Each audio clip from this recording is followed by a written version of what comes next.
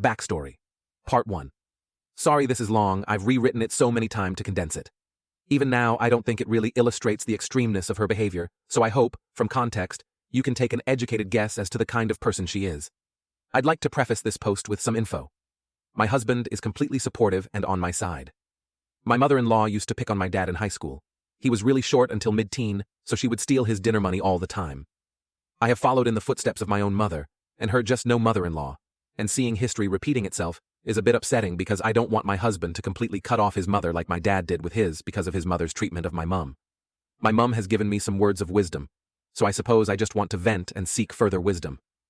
Okay, here we go. I, 31 female, have been with my husband, 33 male, for 13 years. 9 years ago, we emigrated from the UK to Australia. Only last year did we get married because the pandemic cancelled our original date. While we were still at home, I worked with my mother-in-law, and we were a great team. I thought we had a fantastic relationship, and we spent plenty of time with both our families. All hell broke loose when my husband had to have emergency surgery with complications 11 years ago. Her mental health took a nosedive, and I don't think she has ever fully recovered. She was prescribed medication and advised not to drink, but she's an alcoholic, so of course she ignored that.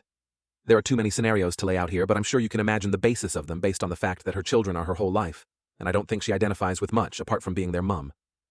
My brother-in-law is 30 and also emigrated to Australia last year. I think she thinks I stole her son. My mum had the same experience even though they lived physically close. She is adamant that we didn't tell her we were coming to Australia. She tells everybody we kept it a secret from her even though she had the itinerary printed off and stuck on the fridge. We didn't know we wanted to stay until we got here either. Anyway, she had issues during our wedding because she was jealous that we didn't pay enough attention to her.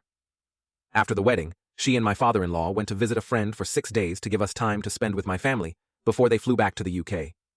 Mother-in-law and father-in-law were visiting for another 3 weeks. Turns out she held resentment for weeks after this because we didn't spend enough time with her during the first 2 weeks of their holiday, so she hated the first couple of weeks of their trip.